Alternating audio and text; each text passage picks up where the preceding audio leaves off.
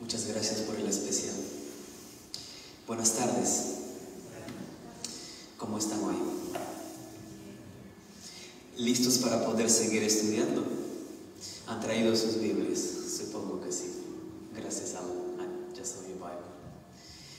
Estamos casi en cuenta regresiva, ¿cierto? Ya hoy es jueves y luego mañana es viernes. Ha sido una semana muy hermosa, una semana también de muchos challenges, una semana de mucha oración, una semana de mucho estudio y de mucho pedirle a Dios sabiduría para poder entender su palabra y por sobre todo para poder explicarla de una manera que pueda ser entendida, ¿cierto?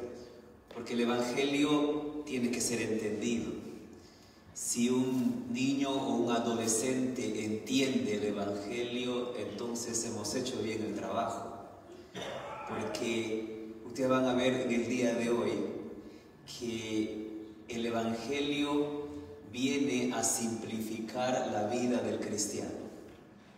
Si entendemos el Evangelio y lo aceptamos como es, nos va a simplificar la vida, no nos va a complicar. La vida se complica cuando nosotros no entendemos lo simple que es el Evangelio y lo aceptamos de esa manera. Vamos a orar antes de abrir la palabra de Dios y para ello los invito a los que puedan arrodillarse conmigo.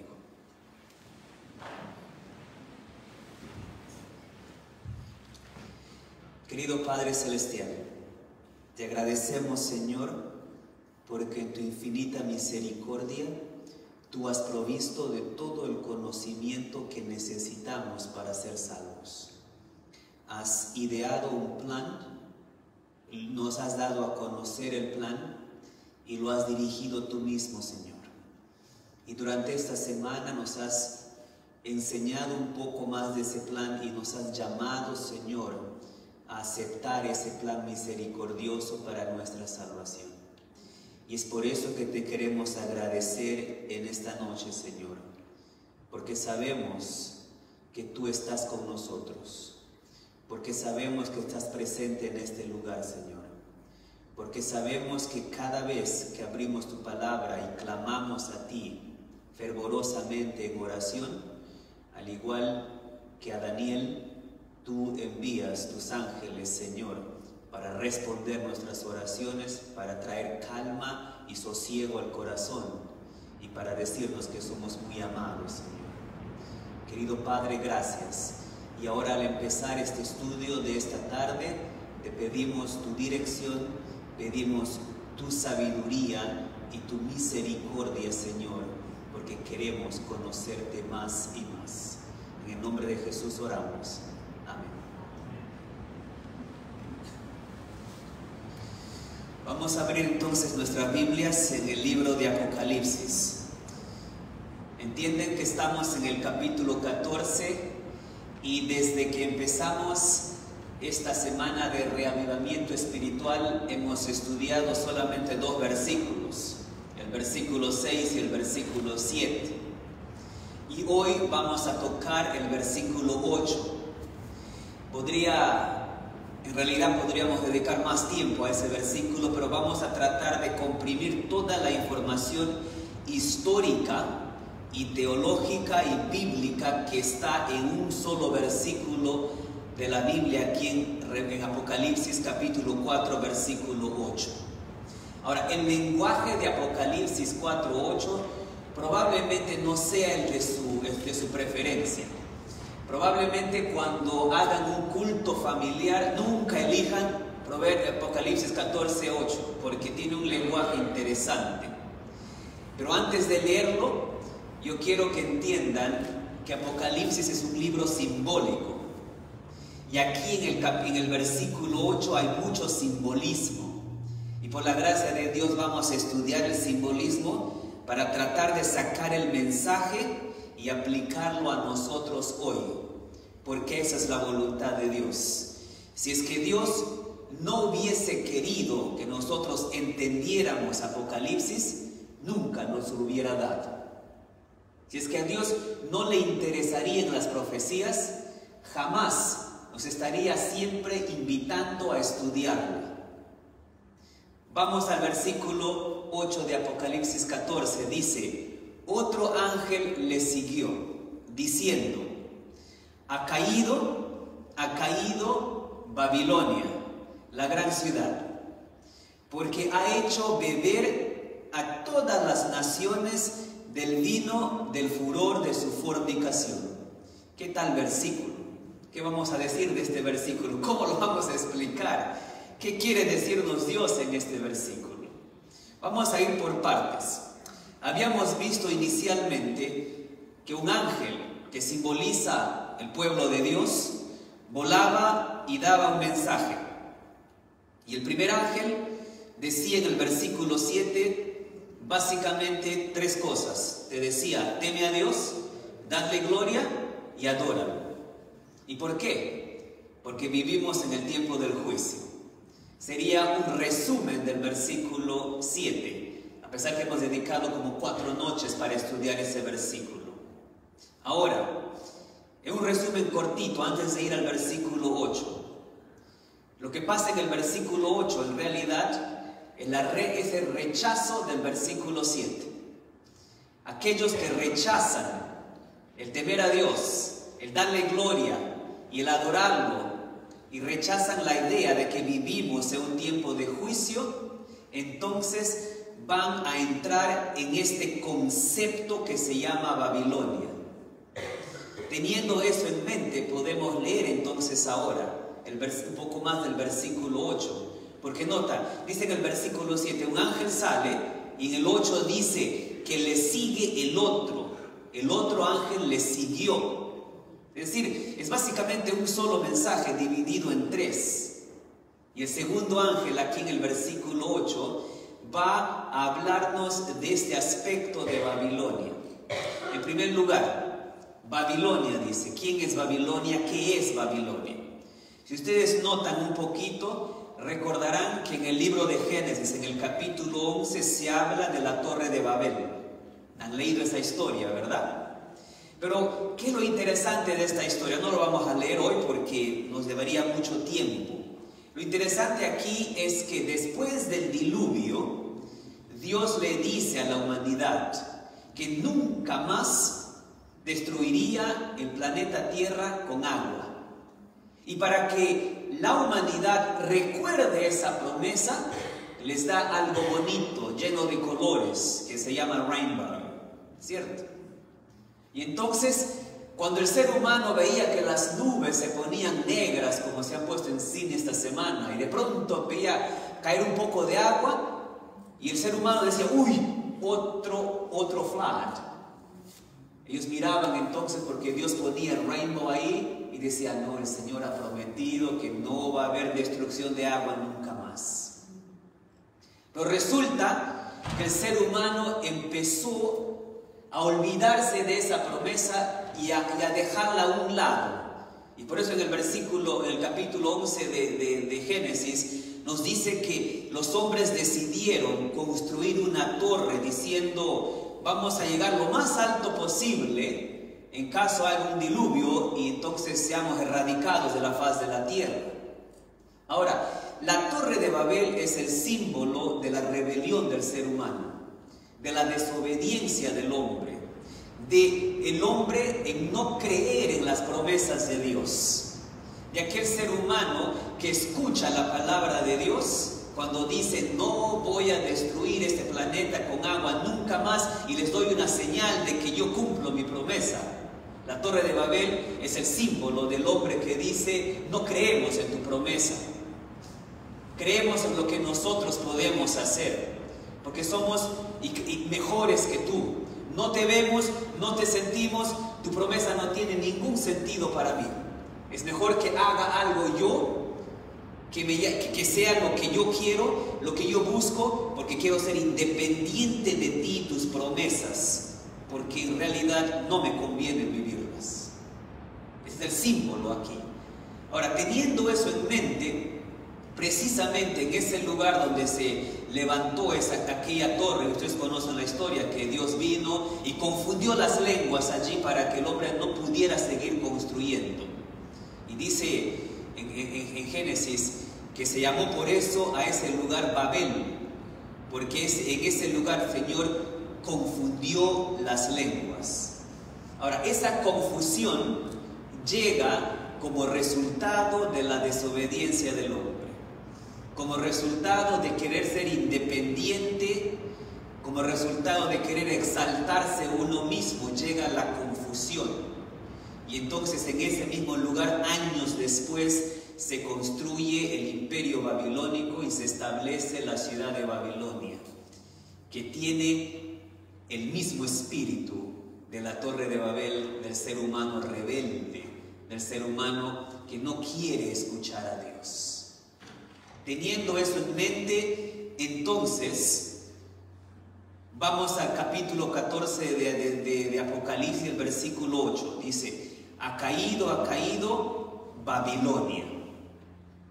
Ahora, Babilonia, aquí en este versículo, va a estar ligado a dos aspectos más que quiero que noten. Dice, ha caído Babilonia. Y luego, ¿qué dice?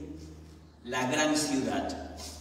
Miren la conexión. Esa Babilonia aquí es la gran ciudad. Luego, esa gran ciudad o esa Babilonia dice que fornicó, porque al final dice que hizo beber a las naciones del vino del furor de su fornicación. Ahora, fornicación no es una palabra muy usada, ¿cierto? Y normalmente un predicador no estaría usando esa palabra mucho, pero está en la Biblia. ¿Qué es fornicación? Bueno, en el contexto que nosotros entendemos es cuando una persona está casada con otra persona y una de ellas decide ser infiel, se llama adulterio. Cuando dos personas no están casadas, pero deciden entonces establecer una relación amorosa y entran a la bendición de una relación sexual antes de casarse, a eso se llama fornicación. En ambos casos es un pecado, en ambos casos es una infidelidad, en ambos casos es una desobediencia. Ahora, esta Babilonia es la gran city, dice la gran ciudad, y esa Babilonia, que es la gran ciudad, comete el pecado de adulterio, de fornicación o de infidelidad. Ahora, en la Biblia,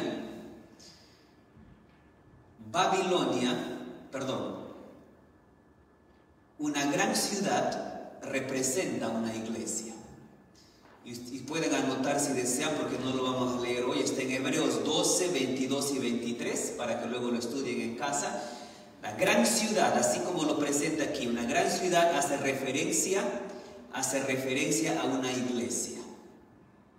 Luego, cuando dice que esa gran ciudad, que es una iglesia, ha cometido fornicación o ha cometido adulterio, eso nos lleva un poquito al capítulo 17 de Apocalipsis y el versículo 4 y 6. Si van conmigo, por favor, Apocalipsis capítulo 17, versículo 4 y 6, porque nos va a hablar de la misma Babilonia que vemos en el capítulo 14 de Apocalipsis. En el versículo 4 al 6 de Apocalipsis 17 dice: y la mujer estaba vestida de púrpura y escarlata y adornada de oro, de piedras preciosas y de perlas, y tenía en la mano un cáliz de oro lleno de abominaciones. Vamos a tocar un poquito ese punto más adelante. Y de la inmundicia de su fornicación.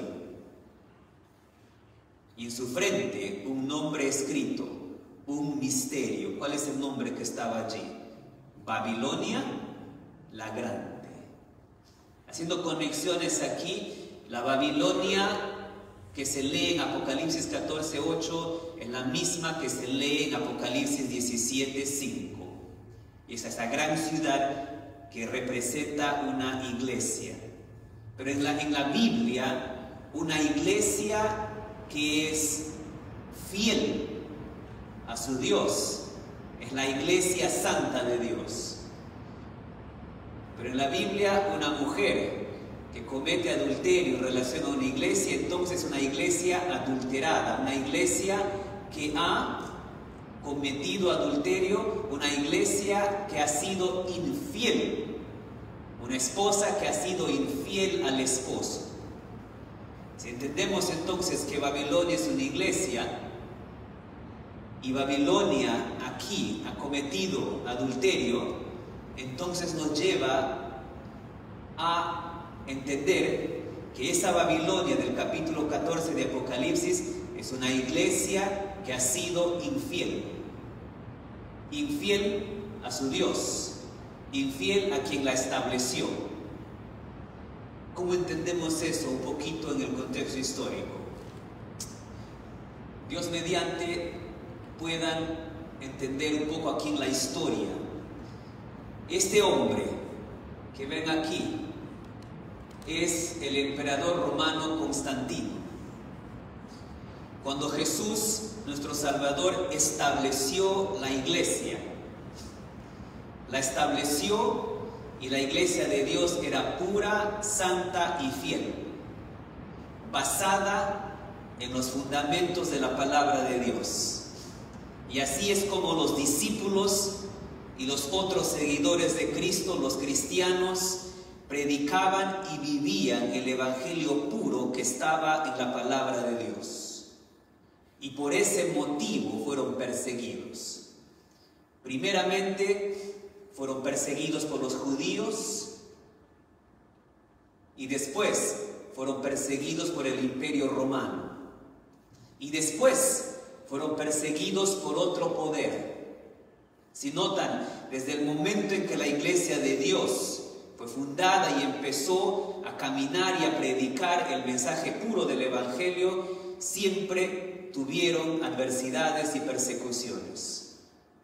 En la época del Imperio Romano, la mayoría de emperadores persiguió al pueblo de Dios. Y cuando uno lee un poco de la cantidad de persecuciones que enfrentó el pueblo de Dios, en algunos uno ve que los emperadores, algunos de ellos perseguían al pueblo de Dios, no porque eran malos, no porque era un problema para la sociedad, sino simplemente porque ese grupito de cristianos era diferente a los demás. Y por ser diferente, por no seguir lo que los otros hacen, por no hacer lo que los otros hacen y vivir como los otros viven, sino que establecer su vida y mantener su vida en base a los principios bíblicos y en base a los principios de ese hombre llamado Jesús que murió en la cruz, los hacía diferente de los demás. Y eso traía un poco de recelo al emperador romano y a los romanos. Ustedes van a notar que cuando los hijos de Dios decidimos ser leales a Dios, eso nos lleva a ser diferentes. Y muchos son intolerantes a esa diferencia. Y muchos de los jóvenes que están en high school probablemente lo han visto. Yo, al menos en mi experiencia, muchos años atrás, cuando estaba en el high school, el ser un poco diferente traía burlas, traía ser ridículo o ridiculizado por otros que te empujaban a hacer algo, pero tú decías, no, eso no está bien. Y porque decías que no está bien y porque querías vivir una forma diferente de tu vida, entonces eras marginado, bully. Pero en aquellos años no había tanto protección en el bully, ¿cierto? La única manera de defenderse era puño a puño para ver si me haces bully otra vez. Pero hoy es diferente. Entonces la persecución vino al pueblo de Dios. Pero hubo un emperador, este de aquí, Constantino, que un día dijo, mientras más perseguimos y matamos a esta gente, más crece. Hay algo en esto que no entiendo. Y él entonces decide convertirse en cristiano. Este emperador decide bautizarse en la iglesia cristiana y dice: ahora yo soy cristiano y voy a hacer de este imperio romano, que era pagano, idólatra, y que tenía un montón de ritos y rituales que no tenían nada que ver con la palabra de Dios. Él dice: de ahora en adelante este imperio también va a ser cristiano. Y ustedes dirían: buena idea, ¿cierto? Genial, se convirtió en un imperio entero. Pero lo que había detrás de la mente de Constantino no era un total surrender to God, sino era mezclar su paganismo, su idolatría con el cristianismo, para buscar que ambos se unieran, hicieran un mix, un amalgamiento entre los dos, para que entonces él pueda estar comfortable, para que de esa manera tenga a los cristianos de su lado y para que de la otra manera tenga a todo su mundo pagano del lado de él, y mezclar verdad con mentira, true and error together. Históricamente, les voy a mostrar aquí este mapa, o no sé si es mapa o chart, como lo quieran llamar, que he tratado de poner. Es un poco, no sé si podrán leer, pero aquí en el año 312 es cuando Constantino se convierte al cristianismo y hace esa mezcla.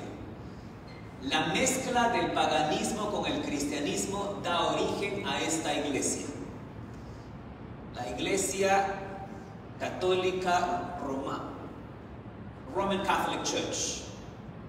Aparece en escena.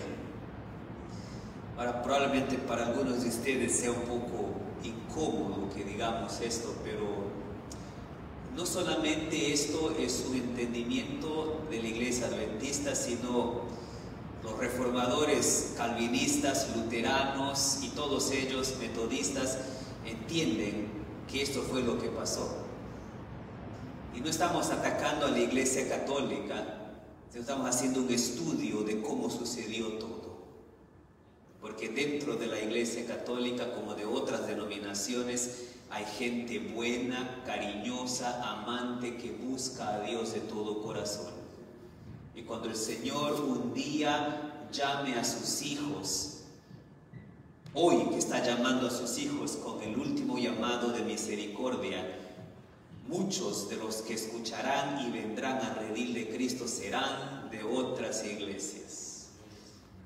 Y muchos de los que estamos en la iglesia adventista por años, que hemos escuchado, hemos visto, probablemente no entremos a la patria celestial porque hemos visto, pero no hemos creído.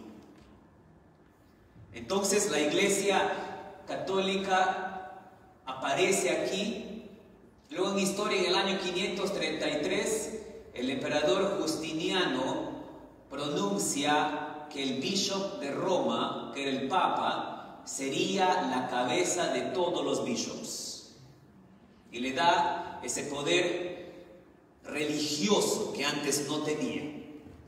Luego en el año 538, Justiniano dice que todo aquel que es parte del imperio romano tiene que aceptar el catolicismo, o si no, que se olvide del imperio. Y entonces en ese año este emperador romano le da poder político al papado. Y el papado es la cúpula de los líderes de la iglesia católica, teniendo como head al papa. El papado tenía poder religioso dentro de su jurisdicción de iglesia, por supuesto. Pero luego Justiniano le otorga un poder que el papado no tenía, que es el político. Y entonces se mezcla ahora el poder político y poder religioso juntos, iglesia y Estado juntos, y el resultado de esa unión nunca ha sido la mejor. Como resultado de esa unión se llevó 1260 años de persecución al pueblo de Dios. Vamos un poco atrás, al 312, Dios mediante me estén siguiendo. En el 312, Constantino junta paganismo y cristianismo. Ahora, el pueblo de Dios tenía que tomar una decisión en ese momento. Una era unirse a esa mezcla de paganismo y cristianismo y entonces dejar de ser perseguidos y dejar de tener una vida difícil como la habían tenido. Porque cuando uno lee Apocalipsis 2 y 3 y ve la iglesia perseguida allí, hay una palabra que la describe: pobre. Y literalmente pobreza física, porque tenían que correr de un lado a otro y no tenían nada, pero espiritualmente rica. Esa era la realidad. Entonces, cuando ellos ven que por fin se acabó la persecución porque se mezclan las dos religiones, tenían que tomar la decisión: o voy a estar firme a la verdad que conozco de la palabra de Dios y continuar siendo perseguido, o voy a unirme a esta mezcla de paganismo y cristianismo, de verdad y mentira, para dejar de ser perseguido, para volver a mi casa, para volver a mis terrenos y para vivir cómoda y tranquilamente. Muchos decidieron unirse a la mezcla de paganismo y cristianismo, pero otros decidieron mantenerse firme a la verdad pura del Evangelio. Y ese grupito continuó siendo perseguido. El que los perseguía ahora no solamente era el Imperio Romano, sino ahora el grupo aquí, en la Iglesia Católica con el papado, se empecina entonces a perseguir a aquellos que no querían unirse a ellos. Es por eso que cuando al papado se le da poder político, la persecución se hace, ¿cómo es la palabra? Se hace más horrible de lo que había antes. Dicen historiadores que en la época de la persecución del Imperio Romano al pueblo de Dios, murieron alrededor de 5 millones de cristianos. 5 millones de sus hermanos y hermanas padecieron a causa de la persecución del Imperio Romano, incluidos todos los apóstoles. Pero cuando la persecución dejó de ser del Imperio Romano y se convirtió en la persecución de este poder político y religioso que es el papado, y que duró 1260 años, los hermanos y hermanas en Cristo que perdieron la vida en esa persecución fueron alrededor de 50 millones de personas. Ahora, volviendo a Apocalipsis 14:8, dice Babilonia. Esa es la Babilonia que el versículo se refiere, a esa iglesia que se mezcló, a esa iglesia que se comprometió con lo errado, a esa iglesia que compromise true and error together to make them comfortable. Me siguen en este estudio. Ahora vamos a volver al capítulo 14 entonces de Apocalipsis, el versículo 8.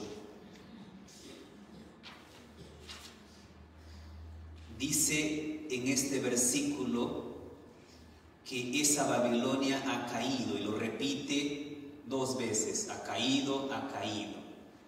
¿A qué se refiere? La respuesta está ahí en el versículo 8, dice: porque ha hecho beber a todas las naciones del vino del furor de su infidelidad.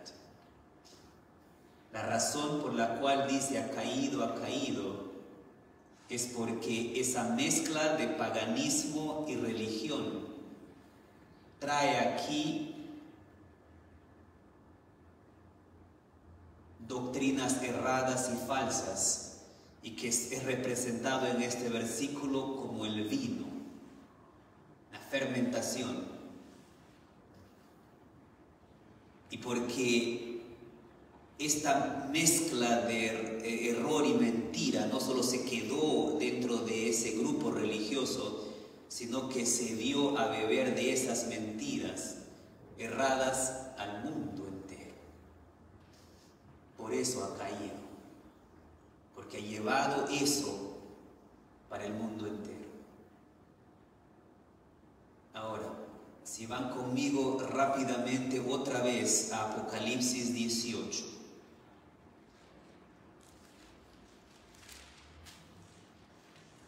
Perdón, 17. En Apocalipsis 17 habíamos leído el versículo 4 y déjenme leerlo otra vez porque quiero que vean un aspecto aquí.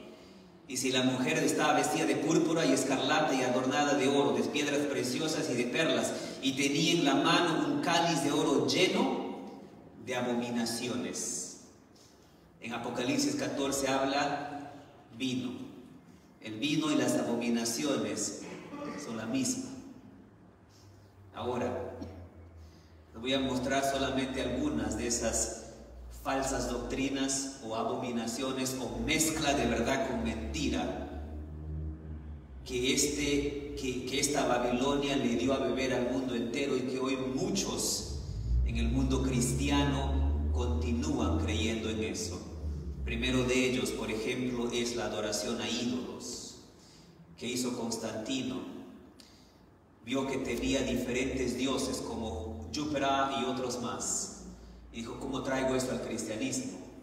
Entonces, Júpiter se convirtió en San Pedro y buscó otro dios y lo puso santo. Y entonces se llenaron de santos allí. Y es así como empezó a mezclar la idolatría dentro de la iglesia. ¿Qué otra abominación o falsedad? La salvación por obras, la adoración al sol, de ahí que viene el Sunday o el domingo como día de adoración. Se introdujo también el bautismo de infantes, de niños.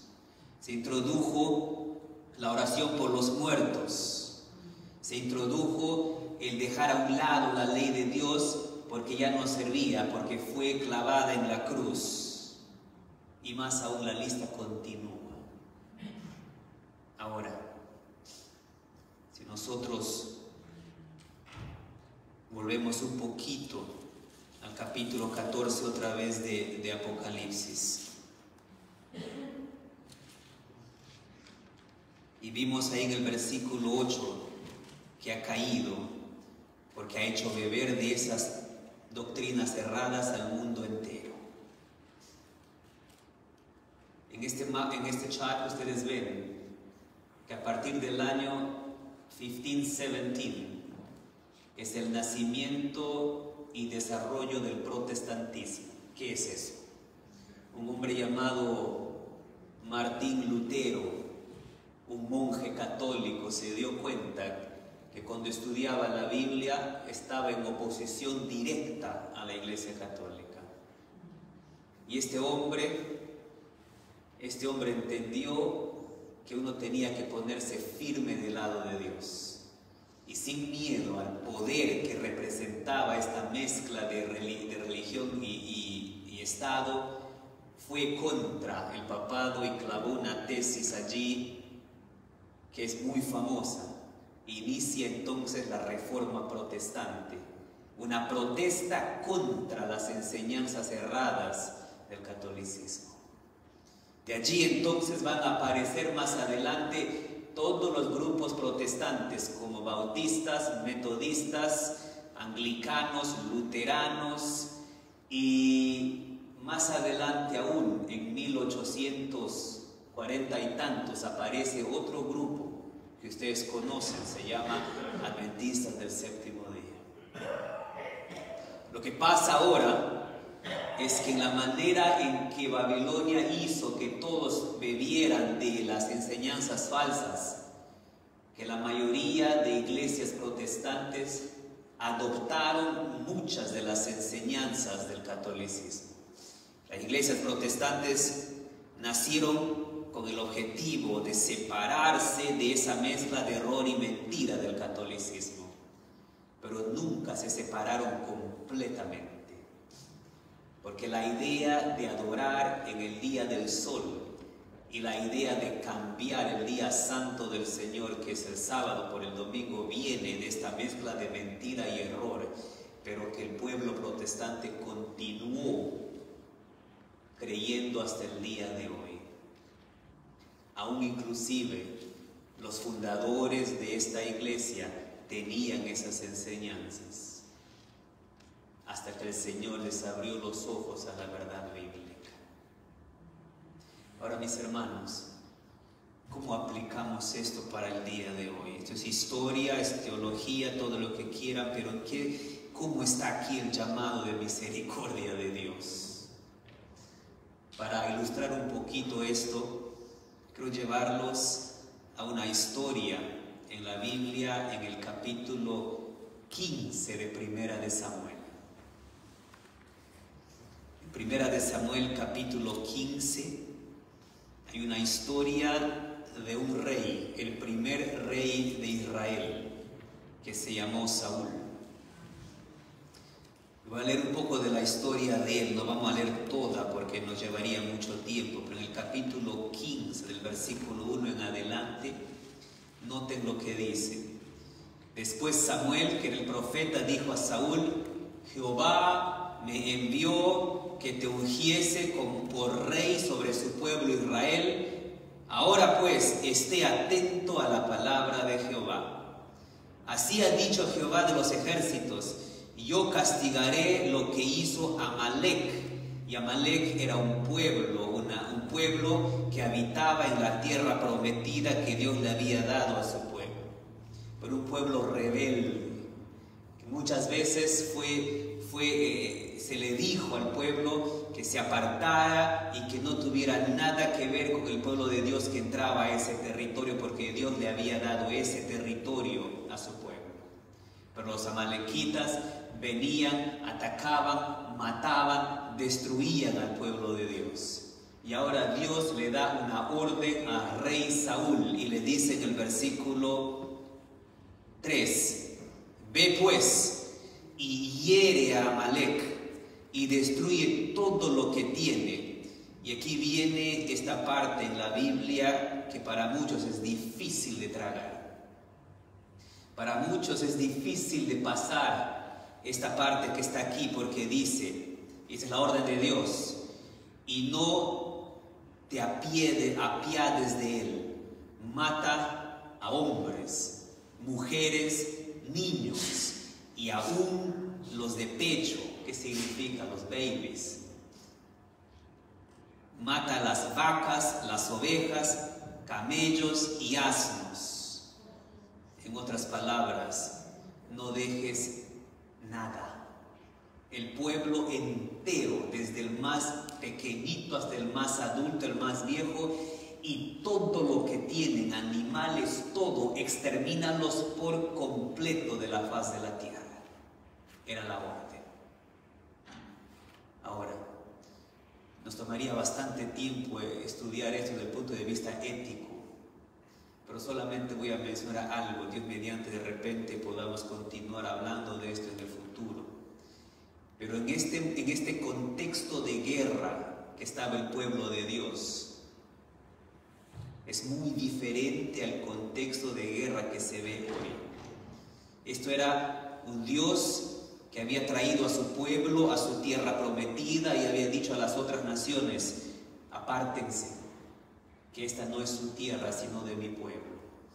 Pero cuando aquellas naciones decidían atacar al pueblo y rebelarse contra Dios, entonces Dios daba esa orden de ir contra ellos.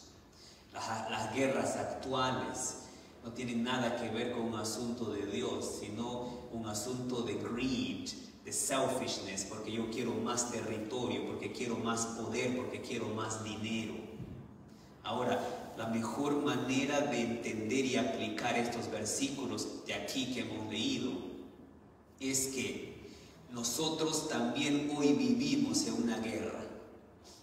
Y no es una guerra física de armas, tampoco es nuclear, es una guerra espiritual entre el bien y el mal. Y esa guerra se lucha en tu corazón y en mi corazón todos los días. Minuto a minuto hay una guerra espiritual entre el bien y el mal. Y minuto a minuto yo tengo que decidir a quién voy a ser fiel y para qué lado voy a ir.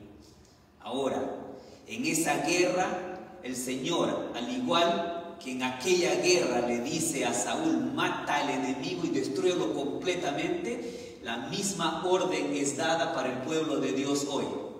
El enemigo no es otro grupo religioso. El enemigo no es la Iglesia Católica. El enemigo no es cualquier denominación. El enemigo no es el hermano que está sentado al costado tuyo. El enemigo no es ningún ser humano, porque la Biblia dice que nuestra lucha no es contra carne ni sangre, sino contra ¿qué? Contra las potestades. ¿Y eso qué se refiere? Nuestra lucha es contra el enemigo de Dios, que es Satanás. Y entonces la orden es: mata, destruye todo lo que tenga que ver con el pecado y la desobediencia de Dios. En tu vida y en mi vida, todo lo que no esté de acuerdo a la voluntad de Dios, extermínalo.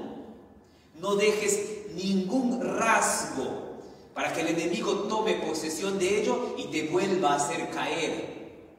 Sino que cuando Dios nos muestra en su misericordia cuáles son esas cosas que tienen que cambiar en mi vida, entonces por su misericordia y gracia y amor, Él me da la voluntad y el poder que necesito para yo erradicar de mi vida, juntamente con su ayuda, todo indicio de mal, todo indicio de pecado.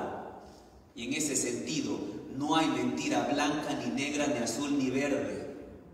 En ese sentido, el pecado, por más pequeñito, más grande que sea, es pecado.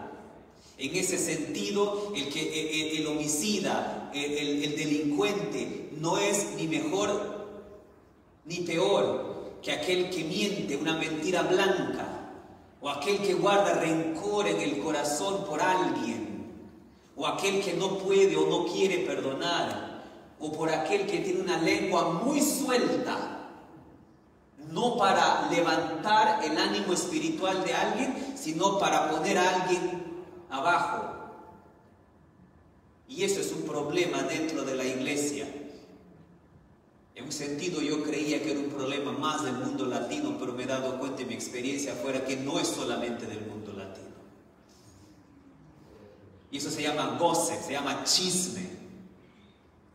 Y eso es un pecado al igual que matar a alguien, que robar. Porque el pecado delante de los ojos de Dios es el mismo. Las consecuencias del pecado en la vida en este planeta son diferentes, porque tú no vas a ir a la cárcel por 15 años si es que hablaste mal de un hermano de iglesia, pero sí vas a ir a la cárcel si matas a alguien por 15 o 20 años, pero delante de Dios es el mismo pecado. Y es por eso que la orden de Dios es: extermina todo indicio de pecado de tu vida. Esa es la orden que le da Dios a Saúl. El enemigo se lo erradica. De ese sentido entendemos en la parte espiritual cómo aplicar este versículo. ¿Me están siguiendo? Oro que por la gracia de Dios me estén siguiendo. Sigamos, versículo 15 de Samuel. Leímos el versículo, perdón, capítulo 15. Leímos el versículo 2, el 3 también. Y entonces en los siguientes versículos van a ver que Saúl obedece y prepara la emboscada y va a atacar al pueblo de Amalek. Pero noten lo que dice el versículo 7. Y Saúl derrotó a los amalequitas desde Avila o Javila hasta llegar a Shur, que está al oriente de Egipto. Pero noten el versículo 8. Y Saúl tomó vivo a Agag, rey de Amalek, pero a todo el pueblo mató a filo de espada. ¿Cuál era la orden de Dios? ¿Que deje al rey vivo? Todos tenían que ser exterminados. Miren lo que más va a agregar. El versículo 9. Y Saúl y el pueblo perdonaron a Agag y a lo mejor de las ovejas y del ganado mayor, de los animales engordados, de los carneros y todo lo bueno y no lo quisieron destruir, mas todo lo que era vil y despreciable destruyeron. ¿Qué es lo que ven ustedes aquí? Pecado, desobediencia. No importa si luego lo justificas, porque podría ser bien justificado y lo va a justificar bien. La manera en que él lo va a justificar es espectacular, muy similar a cómo nosotros justificamos el pecado. Only human, nobody's perfect. Y justificamos el pecado con esas palabras y frases. Pero la orden de Dios es exterminio. Cuando tratamos de justificar el pecado, en esencia estamos dentro del espíritu de Babilonia. Porque el espíritu de Babilonia es una confusión por la desobediencia y la rebelión contra Dios. ¿Y cómo se ve eso? En la mezcla de verdad y mentira. En buscar qué me conviene. En dar un paso allí afuera y un paso adentro. Y mantenerme allí en el medio porque es conveniente. Y los años pasan en la iglesia y uno tiene cargos y tiene hijos y nietos, pero el corazón no se ha limpiado. Y vivimos en dos mundos. Y mientras los años pasan, el corazón se endurece más y más. Y a veces sin darnos cuenta, y lamentablemente yo lo he visto en el pueblo de Dios en estos años trabajando, de algunos que yo he conocido que eran fervorosos en la iglesia, pero que hoy día abrigan ideas de la nueva era, ideas ocultistas. Y a veces muchos de los miembros de nuestra iglesia creen que es lo correcto. Un día yo estaba dando una clase de estudio de la Biblia en la tarde en una iglesia y hablamos del estado de los muertos. Y una hermana muy sincera, muy cariñosa, muy trabajadora en la iglesia, me dice: mi esposo falleció hace más de 10 años atrás. Y le digo: hermana, lo siento. Pero no se preocupe, pastor, porque todos los días yo ceno con él y tomo desayuno con él. ¿Cómo así? No, viene a hablarme, siempre hablamos y conversamos. Y para ella era normal. Otra hermana un día me dice: pastor, no pude venir el sábado a la iglesia, discúlpeme, pero el próximo voy. Es que fui al cementerio a pasar el sábado con mi pariente que murió hace mucho tiempo atrás. Y no sabe, conversamos, hablamos un poco. Sinceros. Y diciendo en mi corazón: Señor, ¿de dónde? Probablemente nosotros los líderes de iglesia no hemos educado a la iglesia en lo que realmente es la enseñanza bíblica. Esa mezcla de verdad y mentira está inmersa dentro del pueblo de Dios hoy en día. Y se puede ver fácilmente cuando hacemos un estudio bíblico y vemos cómo piensa la iglesia el día de hoy. Una mezcla de la filosofía y de la forma de ver las cosas de afuera traídas a la iglesia de Dios y mezcladas para que entonces pueda acomodarse a lo que yo quiero. Noten cómo la historia continúa aquí en el versículo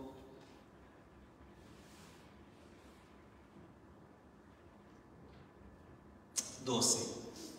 Ya antes les cuento que Dios le habla a Samuel y le dice: esto ha pasado con Saúl, anda a hablar con él. Y miren lo que pasa en el versículo 12. Madrugó luego Samuel para ir a encontrar a Saúl por la mañana, y fue dado aviso a Samuel diciendo: Saúl ha venido a Carmel, y aquí se levantó un monumento y dio vuelta y pasó delante y descendió a Gilgal. Vino pues Samuel a Saúl, y Saúl le dijo: Saúl ve al profeta venir y se alegra y le dice: bendito seas tú de Jehová, yo he cumplido la palabra de Dios. Noten que no tenía ni siquiera un indicio de culpabilidad, nada. Él había hecho lo correcto ante sus ojos. No estaba mal lo que había hecho para él. Pero Samuel sabía la historia.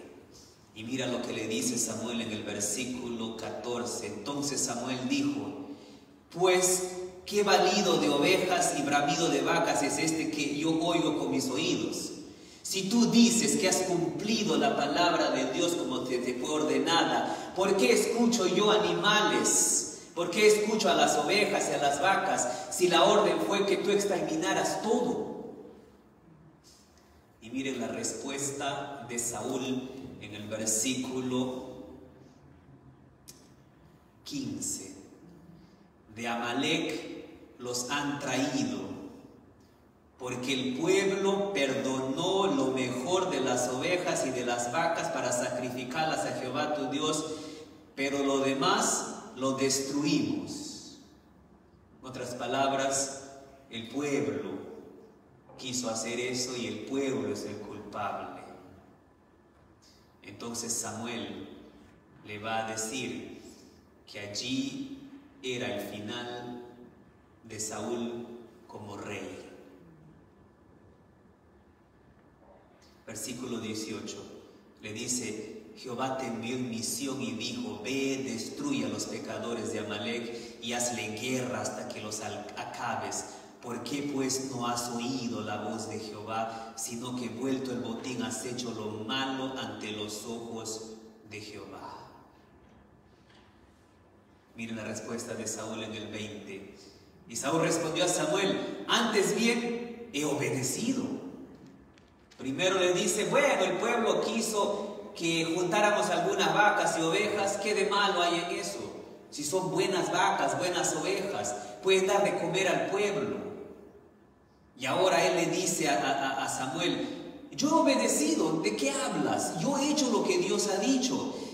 Yo he obedecido la voz de Jehová y fui a la misión que Jehová me envió, y he traído a Agag, rey de Amalec, y he destruido a los amalecitas. Mas el pueblo tomó del botín ovejas y vacas, las primicias del anatema, para ofrecer sacrificios a Jehová tu Dios en Gilgal.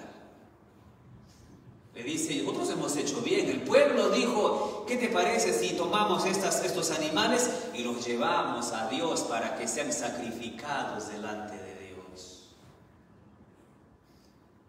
Noten cómo justifica la mezcla de error y mentira. Mis hermanos queridos, cuando leemos Apocalipsis 14:8, de la Gran Babilonia y esta parte de la historia, la lección aquí es que nosotros como hijos de Dios no podemos mezclar error y verdad. Tenemos que mantenernos firmes de la verdad de Dios, cueste lo que cueste. No podemos entrar en un espíritu de Babilonia, porque muchos pensarán que Babilonia son todas aquellas iglesias que han olvidado los mandamientos de Dios y han disregarded el sábado. Y forma parte de Babilonia, pero también ese espíritu rebelde contra Dios es el espíritu que puede estar en su corazón y en mi corazón y vivir una confusión por mezclar verdad con mentira. Ellos han mezclado verdad con mentira y viven en esa confusión, pero nosotros hemos tenido luz y Dios nos ha dado luz. Es por eso que estudiamos hace 2 noches atrás sobre el adorar a Dios en relación al sábado. Y hemos visto claramente que nosotros sabemos del sábado. El problema nuestro como adventistas es que nosotros no keep the Sabbath holy. Entonces, ¿de qué sirve saber del sábado si no lo guardamos? Y allá afuera, cuando tú le muestres la verdad a uno de esos hombres y mujeres genuinos, ellos aceptarán la verdad. Un día Yo estaba parado allí en el Chapo, en la cárcel, y tenía miedo, no porque me vayan a hacer daño los inmates, sino porque en realidad se habían convertido en mis hermanos y hablábamos y todo. Pero yo estaba parado allí porque el tema que yo había de hablar en ese Chapo era sobre el sábado. Y por un lado mi mente decía, yo sé que hay muchos aquí que son de otra denominación, otros que no son de ninguna denominación. Y tenía un poco de temor y decía, ¿será que esto es lo que tengo que hacer? Probablemente políticamente correcto no era lo correcto, pero yo tenía que ser fiel a la palabra de Dios y a mi llamado en ese lugar. Expuse la palabra de Dios como ustedes la conocen sobre el sábado. Terminé. Mientras les ponía veía rostros incómodos, pero terminé. Y cuando acabé dije, Señor, gracias, se acabó. Nadie me ha dicho nada, nadie se ha levantado, nadie me ha acusado, amenazado con nada. De pronto, cuando todos empezaban ya a irse, un hombre que estaba sentado atrás viene caminando hacia mí y dije, uy, estoy en problemas. Y viene y se me acerca y me dice, ¿podemos hablar? Y bueno, vamos a hablar. Y me mira y me dice, yo he crecido en el mundo cristiano. Y me mencionó 2 diferentes denominaciones donde él ha estado. Y me dice, yo he leído la Biblia y la sigo leyendo, pero siempre he luchado con esta idea y teaching del sábado. Siempre. Y he buscado, he preguntado en este grupo donde estaba y nadie me ha podido responder. He ido al otro donde estaba y me han dicho, no te preocupes, eso no tiene nada que ver con nosotros, es del mundo judío. El que guarda el sábado es un legalista, le dijeron. Y yo le dije, ¿qué es legalista? Aquellos que creen que por guardar la ley te vas a salvar. Correcto, eso me dijeron. Pero hoy, me dice, por primera vez en toda mi vida he visto la luz. Por primera vez en toda mi vida he entendido el sábado, porque la conexión del sábado con la creación ha abierto mis ojos. Y me dice, quiero saber más. De allí él empezó a hacer estudios conmigo y con el estudio bíblico que tenemos de Hope Channel, que manda por correspondencia a las cárceles. Hoy está afuera y atiende una de nuestras iglesias. Y no solo eso, busca de una u otra manera alcanzar a su familia y a sus amigos. Gente como él hay por montones en los protestantes y en los católicos, por montones, sinceros, que una vez que escuchan la verdad dicen, esta es, por fin, y se deleitan en esa verdad y no la mezclan con la mentira, sino que van y la viven. Yo le dije antes que saliera, le dije, no te desanimes cuando entres a la iglesia y encuentres algo diferente. No me entendió, no me quiso entender o no me entendió. Pero medio año después que salió y empezó a atender la iglesia, me llamó y me dice, ahora entiendo lo que me has dicho, pero nunca se ha desanimado. Mis hermanos, tenemos que estar firmes a la verdad que Dios nos ha dado. No podemos hacer una mezcla de lo que está afuera con lo que está adentro. Si quieres estar firme, tienes que mantener el estandarte de lo que la Biblia dice y solo lo que la Biblia dice. Es muy fácil escuchar a otras voces que hay afuera y tratar de mezclar. Jóvenes, manténganse del lado de la palabra de Dios. No busquen mezclar verdad con mentira y así entrar en el espíritu de Babilonia y de confusión. Es por eso que el Señor nos da este mensaje y nos dice: mi último llamado de misericordia es: sal de Babilonia, pueblo mío. Y está en Apocalipsis 18. Sal. Hay que salir de ese estado. Hay que salir de ello y concentrarnos en la palabra de Dios, porque ese es el llamado que Dios nos hace hoy.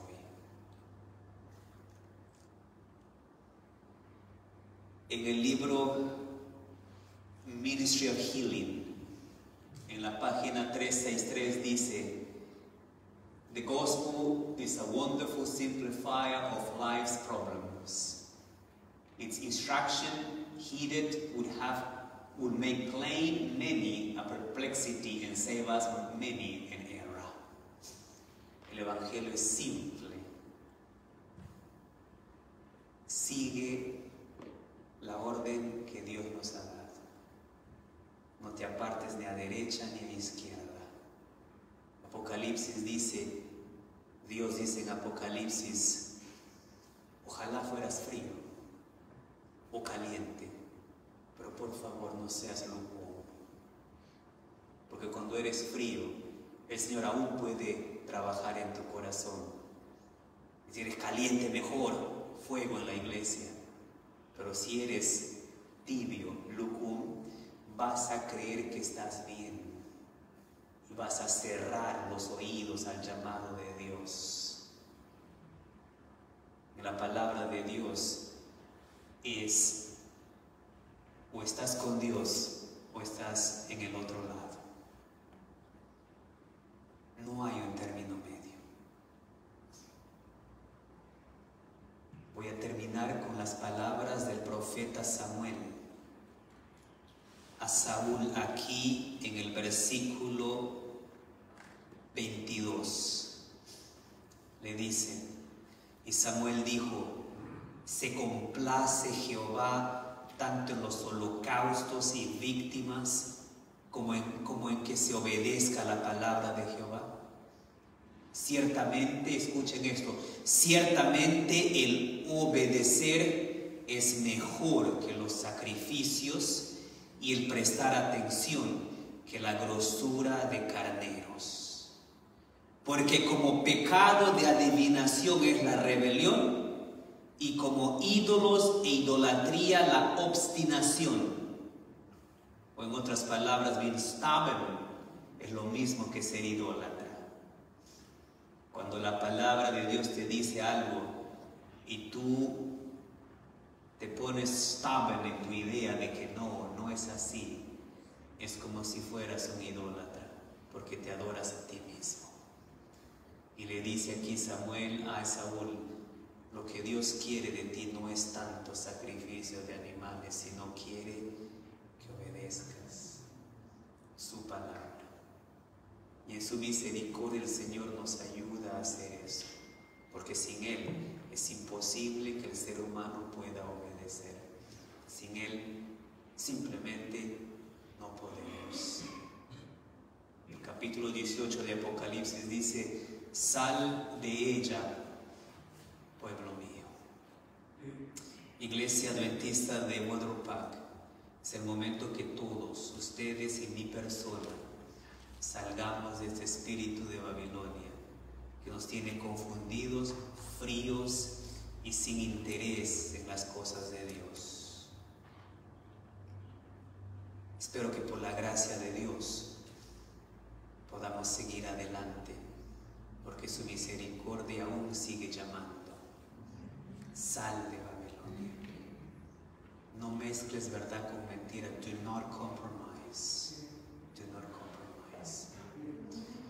El día de hoy vamos a orar y les voy a dar, o básicamente voy a invitar a alguno de los ancianos para que venga conmigo a orar aquí, para terminar esta noche.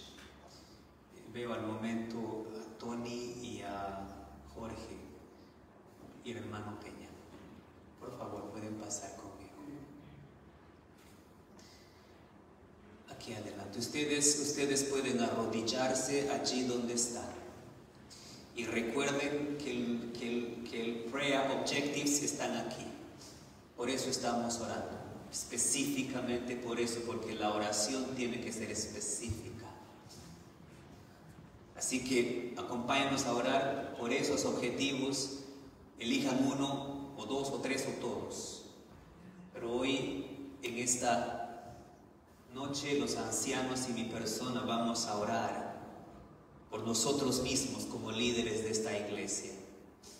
Porque para que la iglesia pueda entender y aceptar el mensaje de salir de Babilonia, nosotros primero tenemos que salir de Babilonia, hermanos. Tenemos que dar el ejemplo a un pueblo. Y nosotros podemos porque tenemos el poder de Dios a disposición. No porque haya nada bueno en nosotros. Trabaja. Eso no.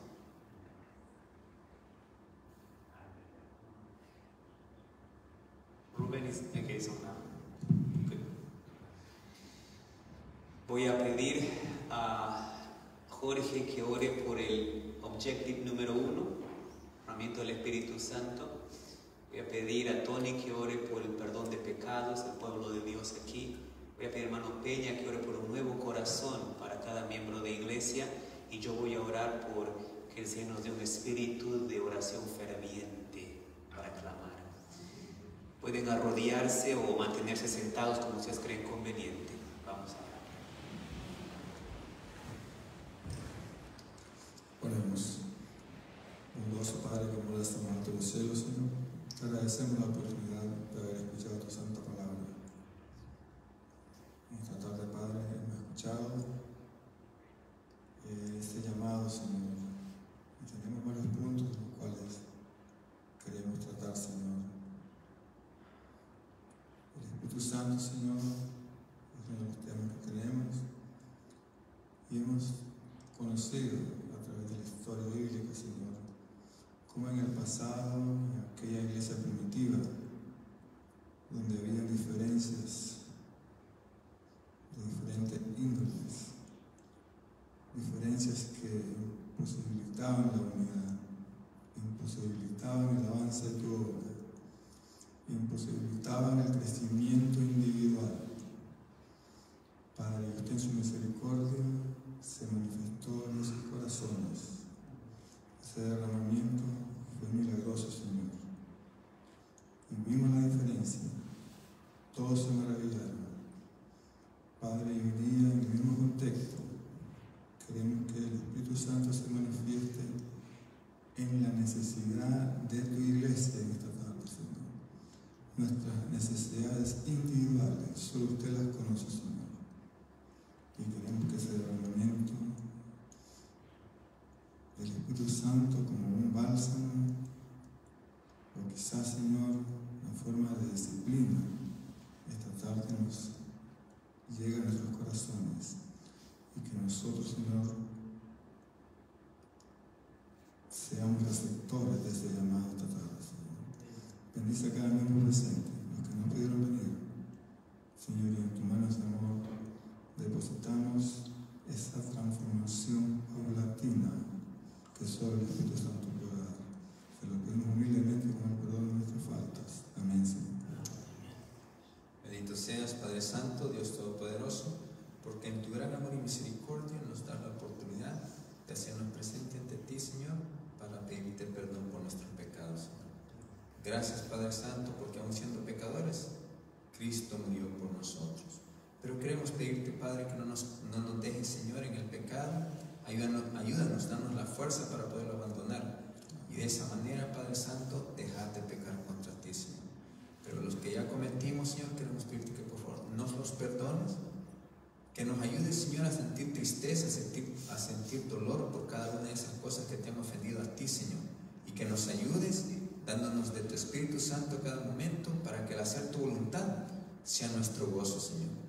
Tú sabes, Padre Santo, que por nosotros mismos no vamos a poder.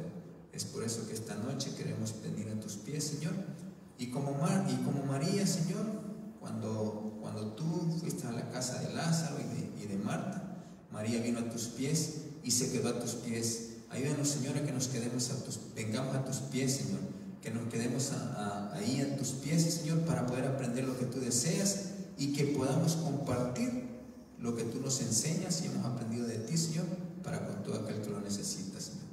Queremos pedirte que no solamente nos perdones a nosotros que nos hemos hecho presentes esta noche, sino que en realidad, Señor, y en general perdones a cada uno de tus hijos donde quiera que vivan, Señor, para que de esa manera, Señor, podamos vivir a la manera como tú deseas y podamos ser como tú nos recomiendas que seamos, Señor, que seamos una luz al mundo, Señor. Te pido todos estos favores sin merecerlos en el nombre bendito de nuestro Señor Jesús. Amén. Señor, le seguimos rogando en esta noche porque es la mejor oportunidad que tenemos, el privilegio que usted nos da de estar aquí en este lugar, Señor. Y le damos las gracias porque usted lo permite. En forma muy especial le queremos rogar, Señor, por un corazón nuevo, por un corazón limpio, Señor. David decía en su palabra que examinara su corazón, y lo mismo esta noche, Señor, le rogamos que usted examine nuestro corazón para que a través de su gracia y de su generosidad, Señor, y su bondad, pueda usted limpiarnos, Señor, y que podamos tener ese corazón nuevo, Señor. No queremos tener ese corazón de piedra que usted nos habla, Señor, y no guardamos eso en nuestro corazón. Y por eso, Señor, de nuestra boca salen las cosas que no corresponden. Como usted dice que de lo que hay en nuestro corazón habla nuestra boca, Señor. Y que pueda ser para que salgan bendiciones de nuestros labios, Señor. Y no lo podemos hacer en forma humana, sino a través de su Santo Espíritu, Señor. Y que usted pueda tener esa bondad y ese cariño que tiene por cada uno de nosotros, Señor, que nos transforme. Por favor, Señor, le rogamos a usted que cambie nuestro corazón. Y por favor, Señor, transfórmelo en uno de carne. Todo esto se lo pedimos y se lo agradecemos en nombre de Cristo Jesús. Amén. Amén. Querido Padre Celestial, tenemos una necesidad enorme de orar, Señor, pero de orar de una manera que todos nuestros sentidos, Señor, puedan estar puestos cuando nos acercamos a ti, cuando pedimos por un nuevo corazón, cuando pedimos perdón, cuando pedimos el derramamiento del Espíritu Santo sobre nosotros. Necesitamos aprender a orar con ese fervor, Señor, que nos va a llevar a acercarnos a ti. Enséñanos a orar, Padre, como tú lo hiciste, como lo hizo Daniel. Danos ese espíritu ferviente de oración, que se pueda notar aquí en tu casa, en tu iglesia, que podamos vernos, Señor, preocupados los unos por los otros y orando los unos por los otros en cada esquina de esta iglesia. En vez de utilizar el tiempo hablando de deportes, hablando de la economía, hablando de los problemas, hablando de los programas televisivos o hablando de cualquier otro aspecto de este mundo, que nuestras mentes y labios se ocupen orando los unos por los otros. Porque vivimos en un tiempo muy solemne, en el tiempo de juicio, donde todo está puesto, Señor, en juego. Y nosotros queremos decidir por ti, pero necesitamos aprender a orar. Necesitamos orar cuando nos levantamos y durante el día y hasta el momento en que nos acostamos. Necesitamos tener una conexión contigo en cada minuto y en cada momento, porque sabemos que si no oramos espiritualmente, morimos, Señor. Podremos estar físicamente sentados aquí, pero si no oramos, estamos muertos espiritualmente, Señor. Por favor, danos ese espíritu ferviente, danos ese espíritu que busca tu rostro, que busca orar, que busca acercarse a ti, que busca tu presencia, que busca seguir tus pasos, que quiere amarte y amar a los demás. Señor, necesitamos orar de esa manera porque en nosotros no hay ningún deseo de hacerlo. Es más fácil para nosotros pasar el tiempo viendo cosas en el teléfono, en el televisor o la computadora.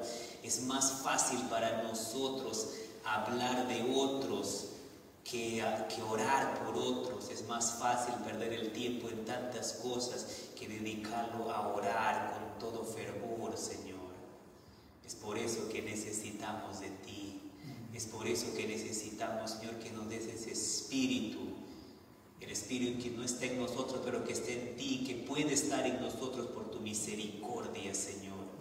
Y así, de esa manera, mientras más nos acercamos en ti en oración, podremos notar en nuestra vida qué aspectos nosotros hemos mezclado verdad con mentira, en qué aspecto hemos comprometido nuestra fe, y con tu gracia y misericordia poder salir de esa Babilonia, salir de esa confusión, salir de esa desobediencia y rebeldía, Señor, y entrar humildemente ante tu presencia, Padre. Sabemos que nos escuchas, Señor, por eso pedimos, Padre, y pedimos porque tú has prometido darnos, no porque nosotros creemos que tenemos algo en nosotros para pedirte, Señor, porque todos nosotros somos seres humanos con naturaleza pecaminosa y todos hemos pecado, Padre. Pero porque tú nos has prometido que nos darás cuando pedimos, hoy pedimos y estamos pidiendo de acuerdo a tu voluntad, y por eso tenemos la seguridad que nos darás lo que hemos pedido, porque claramente dices en tu palabra que tenemos la seguridad de recibir todo lo que pedimos cuando pedimos de acuerdo a tu voluntad.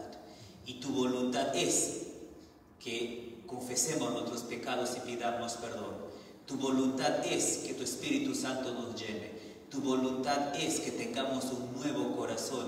Tu voluntad es que podamos tener un espíritu ferviente de oración. Y es por eso que tenemos la seguridad en esta tarde, en esta noche, que vamos a recibir lo que hemos pedido, porque tú lo has prometido, Señor, y es de acuerdo a tu voluntad. Gracias por tu palabra, gracias por esa assurance que tú nos das, Señor. Bendícenos nombre por nombre esta noche, a los que estamos aquí, a los que no han podido venir, Señor, por favor, esté con ellos también, y que el espíritu de ellos y que la vida de ellos pueda ser consagrada a la tuya también, Señor, y que también nosotros podemos consagrar todo lo que tenemos hacia ti. Gracias por amarnos, gracias por esa misericordia, gracias por ese llamado, Señor. Aquí estamos y lo aceptamos. Ayúdanos a aceptarlo, Señor. Ayúdanos a dar nuestro corazón hacia ti. Y si no sabemos cómo hacerlo, just tómalo, Señor. Just take it. If we don't know how to give it to you, just take it. Please. Porque nosotros queremos pasar el resto de la eternidad contigo, Señor. No queremos quedarnos en este mundo de dolor. Gracias por amarnos y escucharnos. En el nombre de Jesús oramos. Amén. Amén.